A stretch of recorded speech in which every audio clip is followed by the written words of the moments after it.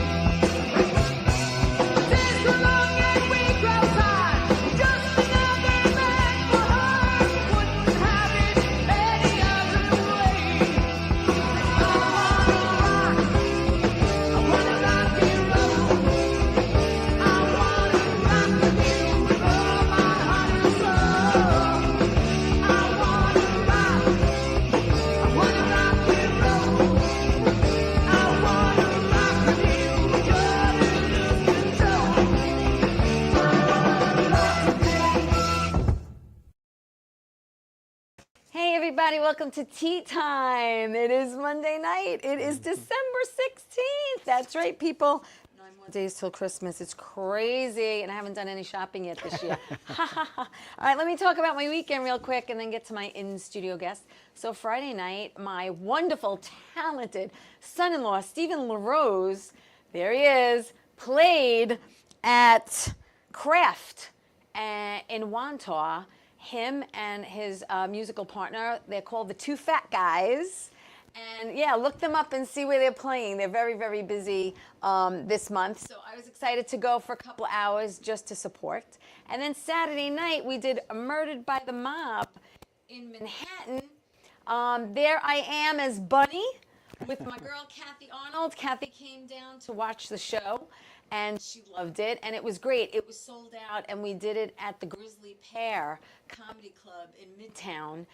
And if you haven't seen the show yet, go to murderedbythemob.com, and it looks like our next show is going to be after the new year. So I hope you come and see it. It's a lot of fun, very interactive. And then Sunday's laundry and football, because we all need clean underwear, and my Buffalo Bills won. Didn't they, Jim? Yes, they did. All right, which leads me to my guest, because he's originally from Buffalo. What a segue, huh? A huge Buffalo Bills Huge. fan. He's an actor, he's a producer, he's an editor. He's going to be dabbling in other things as well. He's done voiceover work and a plethora of things. So, James Fulater. Yeah, yep. All right. That's good. Is here, and I'm excited he's here. So yeah, Buffalo won. Oh, it was a great game, wasn't it? Yeah, that was great. You know, they had the ball, they had the ball, they had the ball, they had the ball, they had the ball, they had the ball. They score. I know everyone scored, and I was like, okay, this is going to be good, but let's hold the lead. Let's hold the lead, please. Let's hold the lead. But it was a great game, and they won. Yep. Yeah. So I'm excited. That's a preview for the Super Bowl. Oh yeah. And that's the way the Super Bowl is going to end too. I'm with you on that. Now, have you gone to any live games? Oh, yeah. I used to live right down the street from the stadium. Really? And so either we would go to the game or we would walk up the street, go to the one of the beer tents, whatever, right. Hang out there. And then once the game started, we'd walk back home and then watch the game on TV. Oh, my God. And where it's nice and warm. Oh, yeah. It was so much fun. Oh, that's I loved great. living right there. Well, I have to tell you, you're going to appreciate this, but my very first football game, my dad took me to. Oh. And it was at Shea Stadium, and the Jets were playing, and Joe Namath was the quarterback. Right. That was my first. I was little, but I remember it. Yeah. But that was my first and only. That's great. You know, now I watch it in the comfort and, sure, warmth of my home, and while I'm doing laundry, and and do two things at one time. So originally from Buffalo. Yep. But he was a cute kid. Let's show how cute he was when you were little. I have to show this pic because I was like, you're friggin' adorable. Look how cute. Yeah. Oh my God, I love it. And you haven't changed a bit. You really haven't. Same face. And did you know the only body part that stays the same size from birth to death are the size of your eyes? Really? Yeah. Wow. There's a little trivia for you. So you went to Seneca West Seneca West. Senior High School? West Seneca West, because there was a West and an East. Oh, there was. So we went to West. Were you guys rivals at all? Oh, yeah. Yeah, big time rivals. Yeah. They were all the preppy kids. We were all the bad guys. They were the... Street smart. Yeah, yeah. I wasn't, but my school was. And in high school, were you into the arts? Were you into football? Did you play sports? I tried swimming. Okay. I tried track. Yeah. I broke my arm trying to pole vault. Just in trying to... Oh, wow. Yeah. And so never they did that again. Yeah, so they had me on I was on the walking team or whatever. I didn't like it. But I discovered that I liked acting when I was 12. Right. My brother was the one who got me started. Really? He's 3 years older than I am. And so he got cast as the friend of the lead in the plays and the musicals and stuff. So he needed someone to rehearse with. Okay. So I would always take the lead roles to rehearse against him. Right. And he used to tell me, no, you don't have to put anything into it. I'm just running lines. And Right. I'm like, no. Right. I got this. Yeah, if you're going to do it, you want to do it right. I was hooked You were into at it. 12. Really? Yep, I knew what I wanted to do by then. Wow. And we formed a club in the middle school now, but it was a junior high school. We formed a drama club with one of the English teachers. Cool. And then I found over the summer of my ninth grade, over that summer, I found a community theater group in West Seneca. It was called West Seneca Players. Yeah. And I auditioned. They wanted to do a kid show because they Okay. were trying to bring in more audience. Yeah, so yeah, they yeah. did a kid show. Yeah. And I auditioned and got the lead role, and it was An Ant and a Grasshopper is what the play was. But I stuck from then and stayed with them for 5 years. I became a member of the board as I went on. Wow. I directed. With community theater, and I loved it because it was an all-inclusive experience. And theater, as you know, some of the best actors come from theater. Yeah. Like you and I. It That's really where we started. We challenges started you. in theater. Yeah. We did dinner It's a theater. whole other world. Yeah, it was great. And, you get instant reaction, instant, Gratification. either Yes, approval you or know not. if they're going to laugh. You know if they're going to Yeah. cry. You know if they're going to clap. They let you know. Yeah, so that Right was away. great. I really had a good experience with all that. And then I went to college and... You did, and you studied theater at Buffalo State College. Yep. Yeah. So the University of Buffalo, UB, is always a bigger school, but they were known for musical theater. Buffalo State College. Do you sing? No, that's why I went to Buffalo State College. Oh. Because Okay. I'm not a singer, so I said I got to go to the one that doesn't sing. Okay. So I went to Buffalo State College to study theater that way. Yeah. So then I got my bachelor's degree in theater. And you had mentioned before the show about one of your professors. You want to mention him? Yeah, Terry McDonald. Let's mention him. I was just on the phone with him. Some of the mentors you get, it was Warren Enters, Doc Savage, and Terry McDonald were the professors that I got. And it's funny because I was doing community theater, which is kind of like real world theater Right. on a smaller level, but Yeah. real world theater. And then you need the basis for your foundation for your learning. And that's what I went to school for, because I'm a blue collar kid, grew up in a blue collar family. Right. We knew nothing about the theater industry, and that. yeah. And Yeah. so where are you going to go? And I told my parents I wanted to go to college to study that. And what did they say? They didn't like it.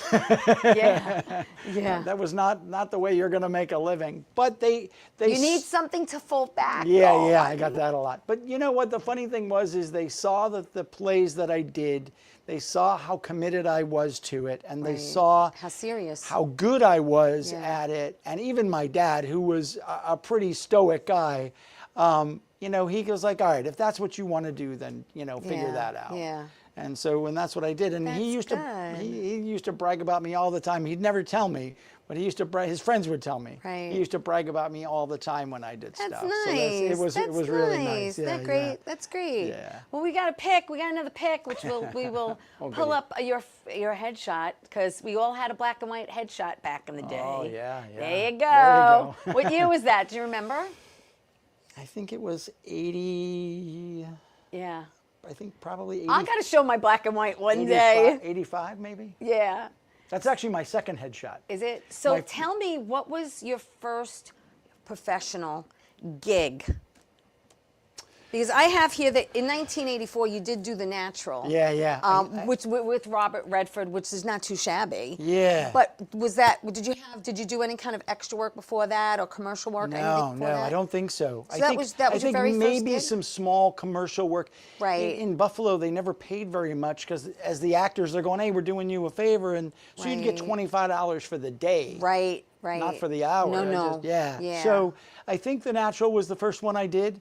And I was a numbered extra, which is actually different. Right. We were part of like the featured extra group. Yeah. And they actually, I was doing a play at the same time, and they asked me to do a locker room scene, which would have been more of a featured extra. Right. And I couldn't do it because it was the night before opening night, dress rehearsal. Right.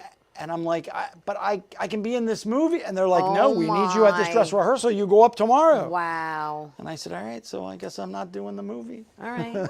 So 1984 starts your career. Yep. With The Natural with Robert Redford, which, that's, like I said, that's a nice He actually nice came way to over start and it. talked to the whole, Did he? to our Cast? section. Yeah. He was Nice. wonderful. He really gave That's a a good nice impression. experience. Yeah, that was fun. Now, in 95, you did something called Shadow Creature. Yeah. Which was a movie. Yeah. Tell me about that a little bit. That one, what was interesting about that is they held auditions and no one showed up. And so they put an article in the newspaper in the Buffalo News. What happens if you have an audition and no one shows up? Really? So I tried, and they didn't give you any details about when the next audition was going to be. Right. So it was during the Christmas holiday. So I called the newspaper to find out who the reporter was. Okay. I had to wait like a week or two, call back, got a hold of the reporter, said, who did you interview? The producer, give me his number. I got his number, spoke with him, said, when are you holding auditions again? Right. He said, Jim, come on out. I'll have you audition. And I said, great. I showed up and I was probably 400 deep. They had the line running through this building out. So I said, well, and they actually cut the line off ahead of me. Okay. And I said, well, that's not going to happen. So I went and found the guy that everyone was talking to, and I assumed he was the producer. Right. I went over and introduced myself. He goes, Jim, oh, great, fantastic. Did you get an audition? Yeah. I said, no, I did. They cut it off before me. He goes, no, come here. Wow. And put me in. Okay. And so I went in after the next guy that was auditioning, and they offered me a role. That's fantastic. And I was a bad goon number 3. I was a bad guy in it. Oh, my God. And we're going to go to pick E, please, because the next movie you did was Waiting on Alfie. Yes. And this is really cool. I actually watched the trailer. I watched whatever I could watch, and I liked it a lot. Yeah. It's really cool. This was written to be a stage play. Yes. That they turned into a movie. Right. And it was filmed in Ithaca. Yeah. And the interesting thing was during my one acting class, we found out about this audition. So me and another acting student drove to Ithaca for the audition. Wow. And the guy that's the foremost one, Lance. Yeah. He couldn't make the audition. So what he did was he recorded his audition on a DVD, and I brought his DVD with me. Wow. And so when I did the audition, I said, they had me read for the part of Alfie. Right. And I said, and they said, thank you very much. You're fantastic. That's done. And I said, I would like to read for the part of the hitman. Right. And they said, all right. And I said, I'm not leaving anything on there. I'm not walking out of here with leaving anything that wished I had done a little more. Right. I had. Right. And so they were like, okay. Yeah. And I took off my jacket and I had a gun holster without the gun. Right. And I had handcuffs in case, because he's to be handcuffed. Yeah. And I said, listen, I'm prepared. What they told me afterwards was when I did my Alfie audition, they wrote Alfie on the page and said, you're done, you're cast. Right. You got the lead. They knew that they wanted you for that lead. So they didn't want to hurt my feelings to let me read more. Right. Oh, that's funny. And so what we ended up doing is the third guy in the poster is the waiter. Yes. Lance and I read with Matt. Okay. And then sent that audition to the directors and the producer. Right. And they said, we got the 2 leads reading this guy. How can we not cast him? Yeah. Yeah, he and was it great was too. yeah, it was a great ensemble. It was. And it's an interesting Yeah. movie. It was a It lot of is. fun to do. It's really cool. So obviously you're in Buffalo, but you're traveling to Ithaca and you're trying to get stuff in your surrounding area. When did you realize, you know, work will be other places, and did you ever think, hey, maybe I should move closer to this city, or? Well, what I did with Buffalo is the first thing I did was before I graduated from college, they all asked me what I was doing. I had my daughter between my junior and senior year in college. Okay. So I was young. You were young. I married my wife, and Yes. we had my daughter. Right. And I went up to Toronto, because Toronto's an hour and a half away, Okay. and said, I want to get an agent in Toronto. Okay. And I started canvassing agents and met with an agent. And the way she laid it out was, I have to pay Canadian tax, Ontario tax, Toronto city tax, New York state tax, federal tax. She goes, you might not make any money, but I will. Wow. And I'm like, okay, so I don't want to go to Toronto. No. So I got an agent in I had an agent early in Rochester. Okay. Rochester had the bigger Kodak, Bausch and Lomb, all those big industries. Yeah. So they did a lot of industrial work. Got it. So that was where the money was. Right.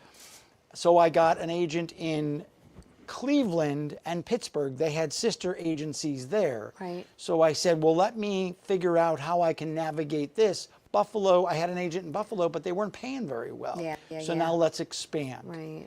And then I did a workshop after the movie Waiting on Alfie. I did a workshop in Toronto with Tom Todoroff. Okay. Tom Todoroff is an acting coach based out of LA, but he's born and raised in Buffalo. And so I said to him, I said, listen, and the question you were always asking as actors is, am I good enough? Especially when you don't live in New York. When you live in, in the sticks, Right. you wonder, how do I measure up in Yeah. everywhere else? Yeah. Yeah. And I was asking Tom, I said, am I good enough? And he said, what are you doing in Buffalo? I said, but I live there. And he said, you need to go to New York. Yeah. And I said, how do I get there? He goes, it's a drive down the highway. Stop the excuses. Right. Right. Right. And I said, all right. So where did you first land? Before I even moved, I would drive for auditions. I had an agent, I I had know two agents. you were traveling. I would drive from Buffalo to New York, audition, and drive home in the same day. Oh.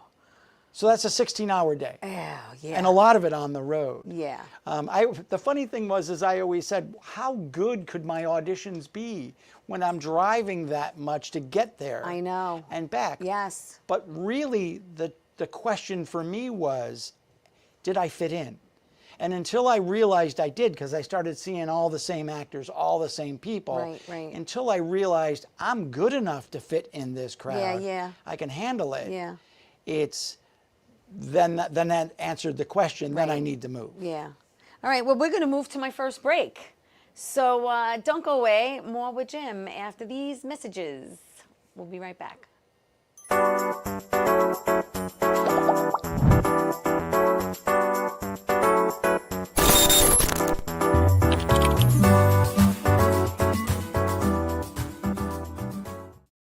Wonder Woman was everything to little girls, especially that look like me. She stands for being a voice for people that need a voice. My organization renovates homes for people with disabilities. And when I come home, a self-care routine makes me feel my best. I'm very proud of the difference that we're making, and to see that impact in my community inspires me to work even harder for everyone around me. The music was great, the singing was dynamite, the dancing was excellent, the people in the audience loved it. When I heard you singing Santa Claus is Coming to Town, I thought you were little Michael Jackson reincarnated, come out and sang again. Brought me back to my teenage years. Thank you. Do believe in you. Let's see if you believe in me. Well, hi there, Theresa. It's John York from General Hospital. I am just checking in because apparently you have a great talk show called Tea Time on Strong Island TV. I want you to have continued great success and have a lot of fun. It sounds like you're having a lot of fun, and that's pretty much the key to everything, isn't it? So continued success. I'm proud of you. Have a great day, Theresa. Bye. Hey, everybody, welcome back to Tea Time. I'm with Jim Fulater. Did I say it right? Fulater. Fulater. And he's an actor, he's a producer, he's an editor, he's done a bunch of stuff. And I'm excited that he took the ride to beautiful Paradise Studios here in Massapequa. And we're talking about his acting career. And let's continue. 2011, you did a movie called Breathe. Mm-hmm. And you played a doctor. Yes. Yes, Dr. Jim. Yes, Dr. Jim. Dr. Jim. The nicest compliment I got on set was I became friends with the director, and he kept saying, we're going to add some more lines for you. We need to get you more in. Isn't that lovely? Yeah. And I love when that happens. And he's the director that I will be talking about later. Okay, cool. Then you did also same year, How to Make a Million. Do Not Forget to Feed the Elephant, which was a short. Yeah, that was a student film. Once I moved to New York, what I wanted to do is I said, I need to work to keep continuing to grow as an actor. Yes. And the way that I can do that and give back is student films. Just do student films are very important to get involved with. Yeah. Absolutely. It's a good way that they can interact with you, and it's also a way that I can keep testing and growing and trying to expand my ability. Yeah. Some pay, some don't, but you get your footage, and again, you know, hey, listen, you don't Steven know. Spielberg was a student at one point. I was going to say, you never know where a project can end up. Sure. You know, sure. absolutely. Or who you meet. You know, it's about networking and, too. Yeah, making connections. Yeah. 2012, you did The Workshop, which was also a short. You played John Wilcox. Yeah, that was a really, really interesting project. It was primarily a lot about me as the actor and very little dialogue. And so it's really about storytelling without using words. And I loved it. They knew what they wanted. They had everything timed out, which I thought was an interesting way of watching other filmmakers grow and learn to be better at what they do. Right. And then it was about telling this story of this guy who's trying to teach a class that no one shows up for. Right. And the thing that I take pride in is placement. I had to empty a box, and I had to put the things in the box on the desk. And they had a close-up, they had a mid-shot, they had a far shot. Right. And so they were saying, oh, if you could remember, put it near where, and I said, it's in the same exact place every time because I know that continuity matters. Oh, yeah. Continuity matters when I watch a film, and it yes. definitely matters when I yes. do a film. Yes. And so they were like, oh, all right, good. And if you watch it, there's no difference in where I place these things because I pay attention. Yeah, no, that's half the battle, to be honest with you. Best Vacation Ever was another short you did, same year. And then 2013, you did Future Assassin, which was also a short. You played a lawyer? Yeah, that was the Best Vacation Ever. It was, I met with a film director and his fiance who became, they're married now. Yeah. And I ended up working with them down the road because I try to build relationships with filmmakers. Right. If we hit it off, if we do well, then I want to keep doing work together because that's, that's how you both grow. Yeah. And then I forget how I got cast in Future Lawyer. That was a Future Assassin. You played Future the lawyer. Assassin. Yeah. And that won an award, actually. It won a film award. Isn't that nice? Yeah. I love when that happens. Yeah, that was interesting. And again, I went in, a bunch of students I worked with, and we shot this up. We actually used a precinct, the police museum. Okay. Because they wanted this old, it took place in like the 60s, they wanted this old looking jail cell and all that. That was cool. That's cool. 2014, you did The Case of Josephine H., which was actually a documentary. That was actually an art project that they used as a documentary plus this art, which was showcased in Warsaw, Poland. Yes. The woman was Polish. Yeah. And it was about the life of Edward Hopper, and his muses of his wife was his main muse. Right. So it was about Hopper and his women, and so we had a bunch of actresses to represent the different women of his painting style. Right. And I was old Hopper. They had a young Hopper, and I was You're the older version. Old, yeah, and I have a picture of me in his house with a Wow. portrait behind me, and I'm like, this is me, and that's and it looks actually pretty good. Is that the period piece? No. That's something else. Yeah. Okay, yeah. we'll get to that later. Okay. So 2014 to 2018, which I don't know, is scriptless. We did scriptless. Oh, yeah. is that still ongoing, or did that No, stop? that's that. There was only 2 seasons of it. Okay, but you did like 25 episodes, right? We did 10 episodes of You did like scriptless 10, and 9, and scriptless then- MD, Yeah. and then we did a bunch of short films. They were all half-hour formats. Right, but you actually produced on that. You directed on that. Yeah, I co-directed, co-produced, I edited, You I acted in it. Yeah, yeah. you we did- wore a lot of hats Yeah, on yeah, that yeah. project, and you played a detective. Yeah, a corrupt detective Corrupt. mostly. Yeah, yeah. Sorry, corrupt detective. Alan Like there are Bendich- none of those, right? Alan Bendich, it was his idea to come up with this idea, and it ended up being like a mafia soap opera. Right. Which was so funny when we're putting it together going, is this really where we're going with it? But it just lent itself to it.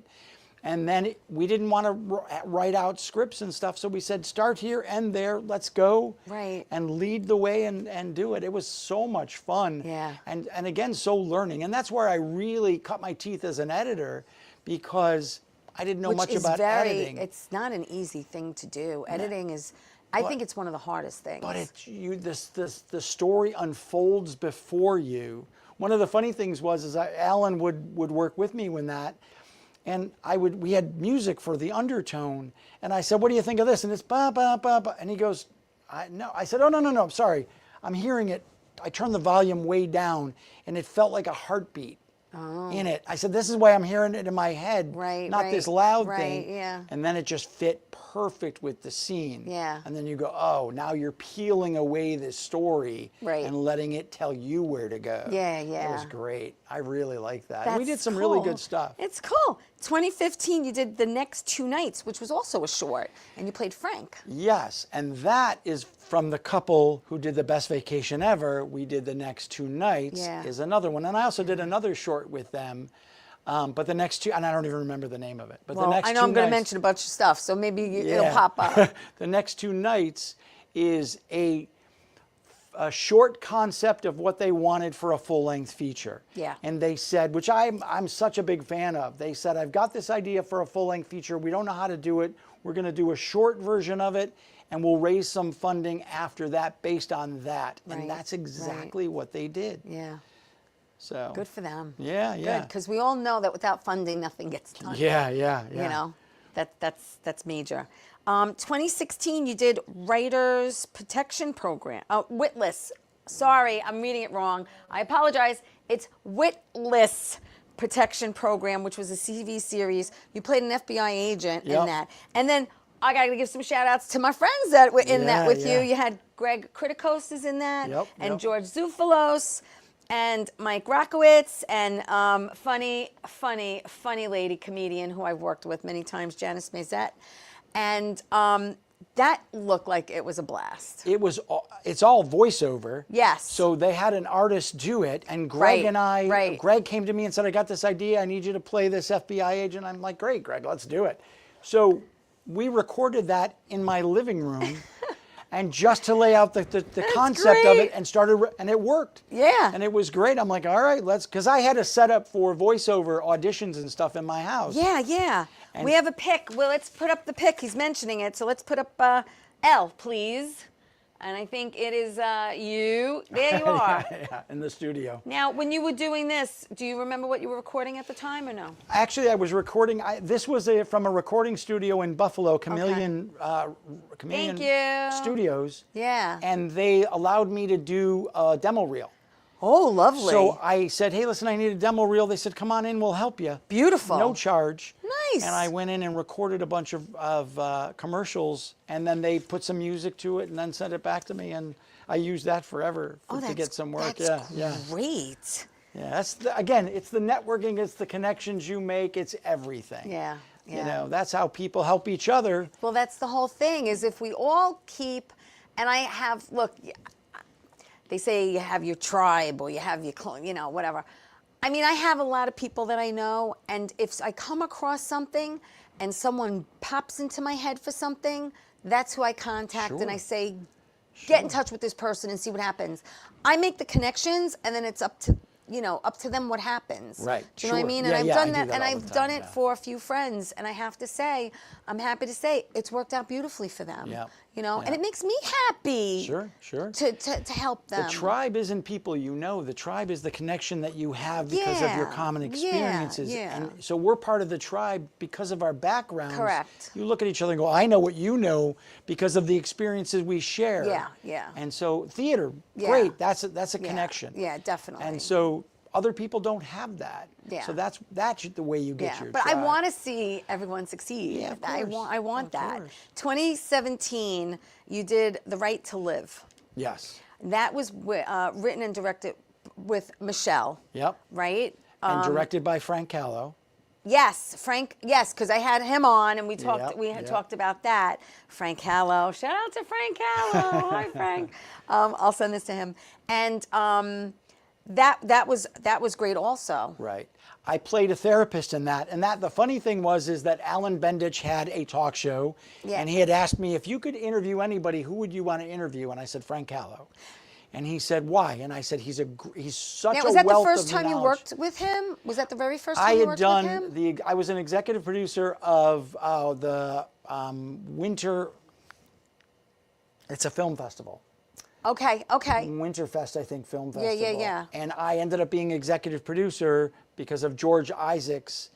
And I met Frank through there. Okay. And but lost track of him. Right. And so when Alan said, who would you interview? I said, Frank Callow. He's a wealth of knowledge, and he Yes. really talks a good story. Yeah. Instead of just being a bad interview, Yeah. he's good. No, he's really good. He wants to come back for part 2, and I have to have him back on. Yeah. Because he's got stories. And so Alan made it happen. He tracked him down, got his number, and I said, Frank, this is Jim, Yeah. And he's like, oh my God, he remembered that I was in charge of the film So The Right to festival. Live was the first time you actually. That's the first time I worked with him. And so, how was it like working He's great. with him? He's great. Yeah. The funny thing is I kept looking for the script, and he said, oh, you can do improv, because we were talking about scriptless, and I said, yeah, and he goes, Yeah. oh, I need to talk to Yeah. you. I'm like, great. So I said, well, where's my script? He goes, why do you think I care if you do improv? I need you to improv this. Right. And so I did a whole therapy session with about 8 people, in which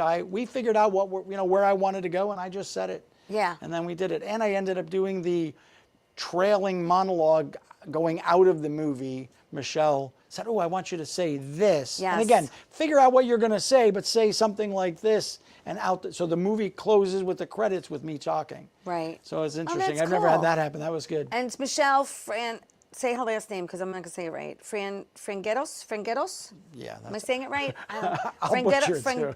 For Michelle. I'm saying Franguetos. I don't know Yeah. if I'm saying it right. I apologize, Michelle. Worked with her on Gravesend, which was a lot of fun. Yeah, she's great. And we're going to go to pick F, please, what do which you got? is the Breaking Point. Breaking Point, and you played the lead in this. Yes. Leave that there for a momento. Thank you very much. The Breaking Point. Now again, William DeMayo's in that. My friend Joe D'Onofrio, who I've had on the show, is in that, and that was directed by Joe Gawalis. Gawalis, yeah. And you played the lead in that. Yes. And I met Joe with Frank on The Right to Live. Okay. And so we were talking and all that, and then we lived in Astoria near each other, Yeah. and he said, Thank you. Come Yeah. here, come here, I need to Great talk. poster. I love when you're on the poster. Yeah, me too. And he goes, I need to talk to you about something, and he's describing this whole movie, and I said, this sounds great. Yeah. What part do you want me for? He said, the lead. What are you kidding? Why am I telling you this whole story? And that's if when you're the not angels lead?" go, Yeah. I'm like, all right, if you think I can do it. And he goes, I'm a little insulted. I wouldn't. Of course I think you can do Oh, it. yeah, I'm like, all right. yeah. So we filmed this really quick, and it's 100% about my character. Where did you film it? Around Astoria. Okay. And what I'll say about it is it has more of a European feel, day in the life Yes, kind of thing, yes. not a American fast-paced action kind of. This Right. is really about understanding about a guy's downward, Yes. ascent into. It's a man who played by the rules, followed all the rules, and the rug is pulled out from Yep, underneath him, yep. and Michelle played my wife, Yeah. my mean, nasty ex-wife. Yeah. And so it ends up in an interesting place, and I really liked it. It was a great... And look for it. It's out there, so yeah, you can find it. The one story I'll say about, Frank's a great director. We'll talk about the play in a minute. Yeah. What I loved about what Joe did was I have a scene in which I cry. Me crying naturally is difficult. Me crying on cue is hard. Yeah. I learned my trick for it. Okay. So I cried the first time without a problem. Yeah, but when they say, okay, we're going to do Take it again. two. I went, oh no, I don't know, I got this. And so when I got in the moment and I was close, I thought, well, we're just going to ride it out. Right. And out of the corner of my eye, I saw Joe just holding up his hand saying to the crew, wait. Right. And I realized he had my back, that we were going to take as long as I needed to get there. Because there's no rush, there's no pressure. Right. And that made me start to cry. Yeah. And it worked wonderfully because that was the thing and that's the story. I said, man, you need a director that has your back. And so that's, was so important in that. And I'm like, oh, this is great. And Joe was like, yeah, of course that's what we do. That's great. Yeah. Now, the same year, 2017, you also did Women and Sometimes Men. Oh, yeah. Which was also a movie, and you played Jerry. I was a very small role in this. Yeah. I was the cancer patient stepfather of the lead. Right. And that was one of those, hey, I might have a role for you. Okay, great. And so they cast me, and I said, the funny thing about that is I have ideas going into it, and I have such a small role, and I wanted to ask the director, and I said, all right, I know this isn't about me. I'm not making this about me. Yeah. Do you want me to acknowledge this or not when we do it? And they're like, yeah, you're fine. Then do that. Yes, great input. Yeah. But I didn't want to be one of those actors where I'm like, wait a minute, I'm in the background, but make this all about me. Yeah, no, I get it. I totally get it. Because you want it to make sense also. Yeah. She was confessing to her mother, her mother was ignoring her. And I said, do you want me to acknowledge that I hurt her? Right. And they were like, yeah. Yeah. And I said, great. Because I say, good night, honey. Well, I have to acknowledge my next break. So, don't go away. More with Jim after this.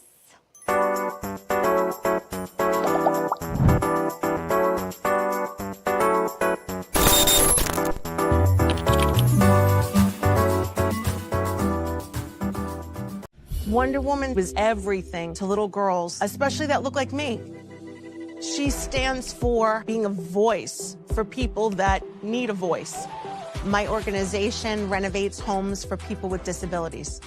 And when I come home, a self-care routine makes me feel my best. I'm very proud of the difference that we're making, and to see that impact in my community inspires me to work even harder for everyone around me. The music was great, the singing was dynamite, the dancing was excellent, the people in the audience loved it. When I heard you singing Santa Claus is Coming to Town, I thought you were little Michael Jackson reincarnated, come out and sang again. Brought me back to my teenage years. Thank you. Do believe in you. Let's see if you believe in me. How you doing? It's Sal the Voice Valentinetti. Why are you watching me? You should be watching Theresa Tea Time with Theresa Farrell. And make sure you follow Theresa on Facebook. Tea Time with Theresa Farrell. We'll see you there. I love the way you say my name. I love. Hey everybody, welcome back to Tea Time. Some shout outs to Anne and Michael. Thank you. Everyone watching my show, please like it, please share it. Hello. We got Florida watching and everyone watching from all over, so I appreciate it. I am with Jim Fulater, and he is an actor, he's a producer, he's an editor.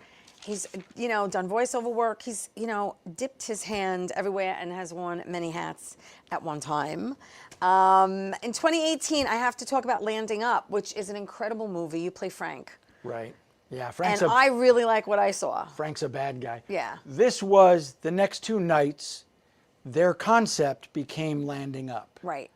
And so it tells the story of a homeless girl Yep. and how she survives that and falls in love with someone who doesn't know she's homeless and is trying to get around that. Yeah, yeah. And I play the homeless shelter manager that takes advantage of the people at hand. Yes, you do. But Yeah.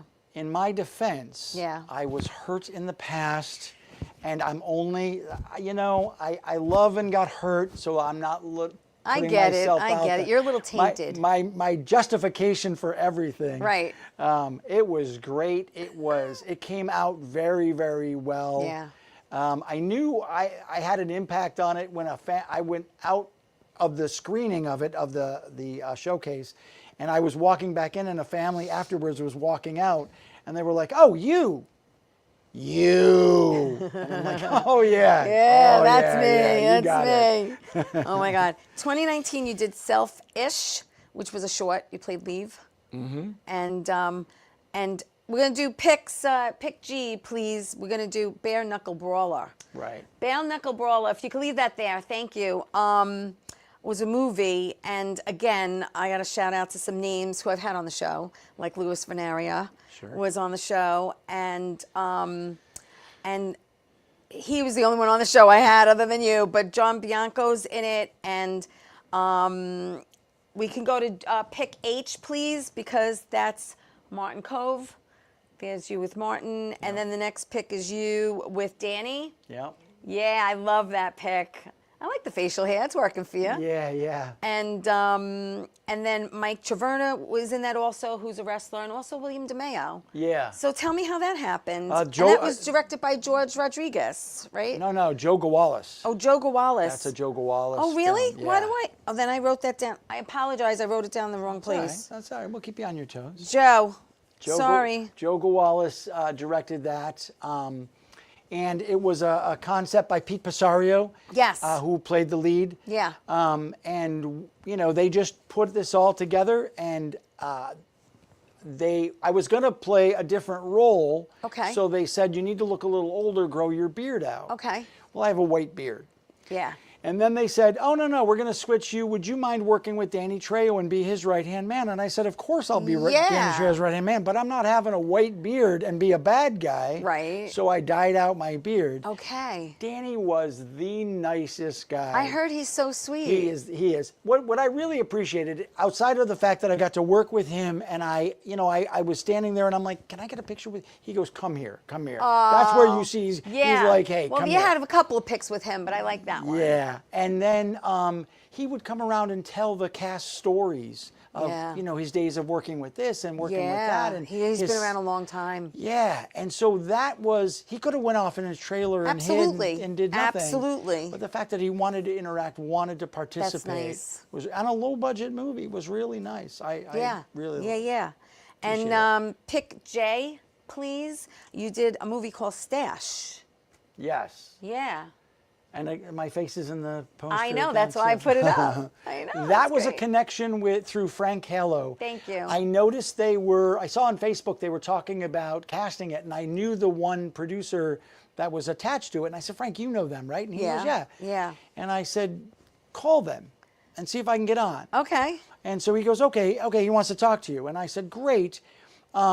And it was Kelly is the guy's name. And I said, listen, where are you at in casting? And he said, well, we're just about done. Oh. And I said, okay. I said, I'd like to audition for it. I said, but don't do me any favors. I don't want to be some guy in the background. Right, I said, if I can contribute to your film and be a good part for it, absolutely, then I want to do it. Yeah. And so then I showed up, and I'm Bonds, one of the bad guys. Yep. It's another mob-leaning show. Yeah. And I have a torture scene in it, which is incredible. And we really enjoyed working that out. And that was one of my he says, oh, I got a scene, you're going to get tortured. I'm like, I'm in. Sign me up. I've never been tortured in a movie before. Yeah. Sign me up. And it was great. It turned out It's fun, really isn't well. it? It's fun. It I was hurts. tortured. I played I did an indie film for Fred Carpenter. I played a prostitute, and I get a little roughed up. But I have to tell you,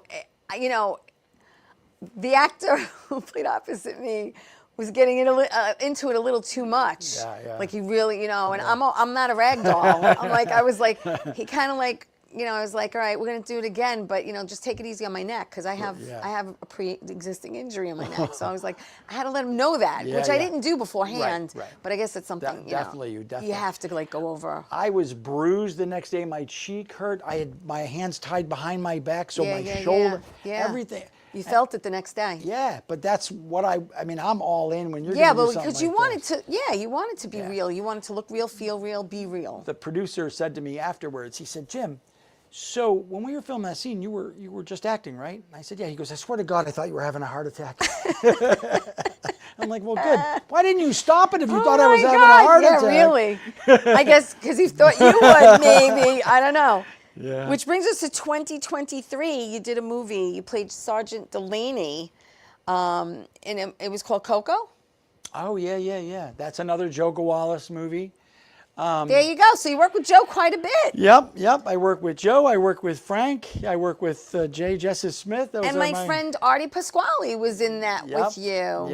Yep. So shout out to Artie. I'll send this to him too. And then you got to do Billions. Yes. Which had to be fun. That was awesome.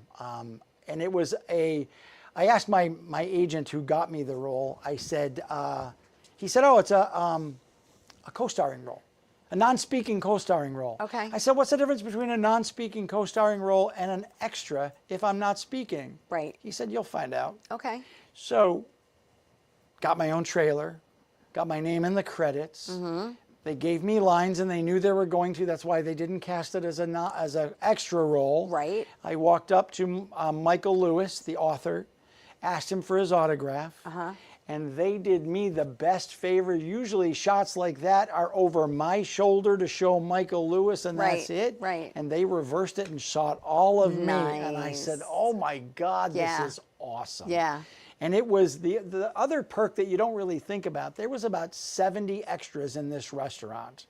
And when they say, extras, go to holding, they're all standing in the same spot. And they would come over to me and say, excuse me, Mr. Fulater, would you like to go to the green room?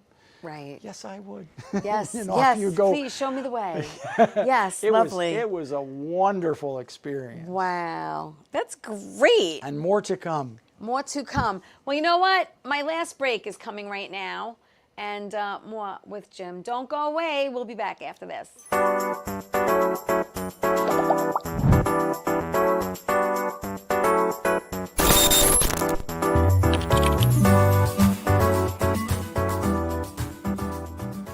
Wonder Woman was everything to little girls, especially that look like me. She stands for being a voice for people that need a voice. My organization renovates homes for people with disabilities. And when I come home, a self-care routine makes me feel my best. I'm very proud of the difference that we're making, and to see that impact in my community inspires me to work even harder for everyone around me. The music was great, the singing was dynamite, the dancing was excellent, the people in the audience loved it. When I heard you singing Santa Claus is Coming to Town, I thought you were little Michael Jackson reincarnated, come out and sang again. Brought me back to my teenage years. Thank you. Do believe in you. Let's see if you believe in me. Doc, who's the best comedian you know? Theresa Farrell. And who's the best actress you know? Theresa Farrell. And who's the best cast member in Bad Boys? Theresa Farrell. Who's got the best radio? Theresa Farrell. Doc, who's your favorite Jimmy? Theresa Farrell. Who are you loving right now? Theresa Farrell. All right, Doc, I love you too, baby. Love you as always. Thank you. Hey, welcome back to Tea Time. Yes, I'm here with Jim Fulater, and I have to tell you the truth. I'm so glad that Frank Callow recommended you as a guest, and we're gonna talk about Frank now because you did a show, theater with him called To Life, and tell me about that experience with him and To Life. it was an off-Broadway showcase. We were trying to kind of put it through its paces to really get it down to what it needed to be before we put it up off-Broadway. And we were getting funding for it and all of that. And unfortunately, COVID hit right as we were starting to raise funding. I think there's a pick on that. Unfortunately, I don't. That should be M, please. If you could put it up, thank you so much. Thank you. There you go. The amazing thing I learned about Frank as a director, and he's phenomenal as a director, is he would give us notes and we would change things during the run of the show. It never stopped. There was always tweaks. He could always bring out the...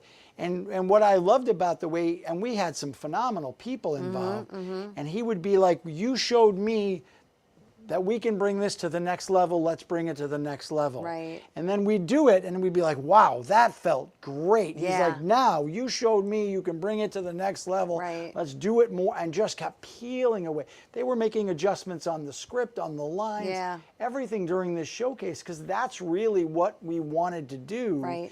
And in front of an audience that was, I mean, it's a heartfelt drama. And they're crying throughout it, and we still kept working it. We're going to go to a pick N, please, because it's you, Frank, and Joe. Gloss. There you go. Yep. It's a great pick. Yep. All right, so I had 2 out of the 3 on my show. I'll see if I can get Joe. I don't know. Maybe I'll make a call. Thank you. I appreciate that.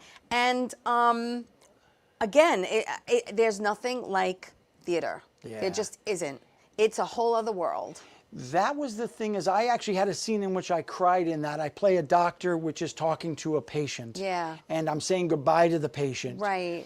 And it's supposed to cross the line from professionalism to personal. And I cry. And Frank said, you're crying a beat too early, hold it. And I said, I'm crying when I cry. Yeah, it's when you're feeling it. The next night, I held it that extra beat, and you could feel it in the audience. Building. That they were there. Yeah. And so that... They were like holding their breath. And he was absolutely right. And I'm like, all right. Fine, okay, so you're right, Frank, you're right. Can you put up K real quick, please? Because this was a period piece. Can you tell me about that? This was one of those historical TV thank you. A reenactment? Dramas. Yeah. Cool. Because I saw it and I was like, I love period pieces. So I had to ask you about that. I don't remember much about the TV show. It was, my agent got it for me, and then they were like lamb chops and that, and I played a guy who worked on the Golden Gate Bridge. It was the helmet. Yeah. It was those 2 guys I worked with in the same day. Well, I want people to know that you can find Jim on Facebook. Okay, it's Jim Fulater, and it's Fulater on Facebook, but on Instagram, it's Jammer, Jammer, F is in Frank, 1 on Instagram. So you could look him up there and see what's going on. So we have like 2 minutes left, and I want to talk about briefly Nocturnal. Tell me about that, because you have that coming up. Breathe, the director of Breathe, who I filmed in Buffalo, I filmed that in Buffalo before I came to New York. The director, J. Jessa Smith, we hit it off really well, and we had been talking about for years. He had projects that were coming up and that we just kept missing on the ability to work together. Right. And so now he had somebody that raised some money up, and he said, I want to do a vampire movie. Oh, I love it. But I want to do a vampire movie in a little bit of a different way. Okay, like put a twist on it. So it takes place in a mansion, and the vampire is a woman, but she has a caretaker who, instead of like a Renfro type of guy who's crazy and losing his mind, it's a guy who is passionate about what he does. He really deeply cares about this woman, and he takes care of her during the daylight hours.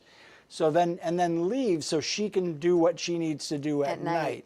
Right. So we are starting out with this, and we're going to film it in January. We have the location in place. Oh, great. We have the script, and everything's ready to go. We have the 4 actors that are going to be involved. And then we have... And where's that being filmed? In New Jersey. Okay. And then we have Volume 2, the next movie, Nocturnal 2, will be filmed in Vegas. And then Nocturnal Volume 3 will be filmed in Miami. Love so it. they want to, he really has this vision of not of just a short-sighted thing. He wants to take this to the full level. Yeah, absolutely. So it's going to be really interesting, and I can't wait. Cool. And I love working with this guy. Yeah, But he it's says all you exciting. need is good actors, and we can make something happen. Oh, absolutely. So that's Yeah. what we're gonna Yeah. we're gonna stir the pot and mix together. I some love talent. it. I absolutely love it. How much fun. All right, listen, we're going to put up the last pic real quick before we say goodbye. Please, thank you. This is a pic of a beautiful friend, Carol Casey, who I've known for over 40 years, and unfortunately we lost her on Friday. I just want to tell you that I love you, Carol. I want you to rest in peace. She's a woman who came to see me do stand-up comedy. She's a woman who loved watching me act. She supported me 100%. And that smile on her face says it all. We both cracked up. That was last New Year's Eve at her apartment. My mom and I would go to her apartment every New Year's Eve. So I'm going to miss you. I love you. Thank you for showing that pic. I'm dedicating my show to Carol Casey tonight. I want to thank you, Jim, for doing this for me. Thank you so much. Thank This you was for great. coming from Astoria. And I want to thank everyone for watching Tea Time, supporting me. I do appreciate it. Remember, tell everyone you love them, and I'll see you next week. Have a good Ciao, night. everybody. Bye.